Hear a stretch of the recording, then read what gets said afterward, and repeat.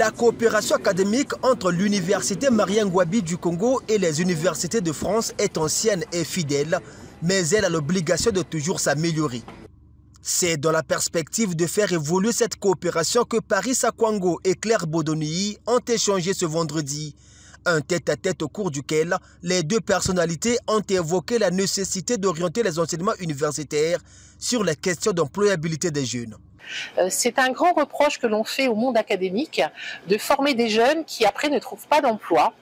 Et nous avons échangé sur les filières qui seraient particulièrement importantes pour les jeunes congolais, pour cette jeunesse qui a besoin à la sortie avec son diplôme d'avoir un travail. Et nous avons donc échangé sur quelques filières possibles. Il s'agit notamment des nouvelles technologies d'information et de communication.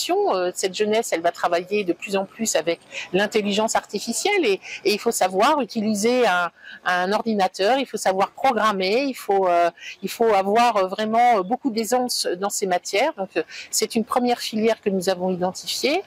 Inclure les métiers innovants dans les programmes de formation à l'université Marien Ngouabi, le président de cette alma mater et l'ambassadrice de France au Congo ont aussi convergé leurs approches sur la richesse naturelle dont dispose le Congo. Le milieu naturel du pays regorge des niches d'opportunités d'emploi indéniables. La deuxième filière concerne tous les métiers autour de l'agriculture, l'agroforesterie, le bois, l'écotourisme, tout ce qui fait la richesse du Congo et sa spécificité, l'environnement, l'océan, l'hydrographie.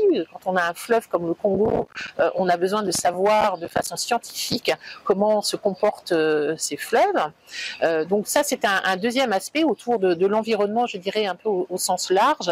Et puis le président de l'université m'a également parlé des métiers pétroliers. Nous avons des coopérations avec l'Institut français du pétrole, mais peut-être travailler encore davantage avec les administrations concernées. L'employabilité des jeunes Congolais après leur formation académique, les échanges dans ce huis clos ont aussi concerné la question de mobilité sur les étudiants des deux pays dans leur processus de formation.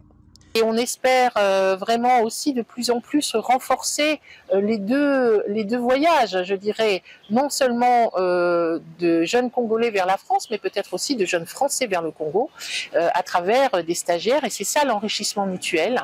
Ce n'est pas seulement partir, quitter son pays et faire ses études ailleurs, c'est aussi pouvoir faire ses études là où nous sommes et pouvoir y accueillir des jeunes Français pour ce qui nous concerne. Va-t-on vers la réforme des programmes à l'université Marien Ngouabi? En tout cas, c'est l'impression qui s'est dégagée de cet entretien.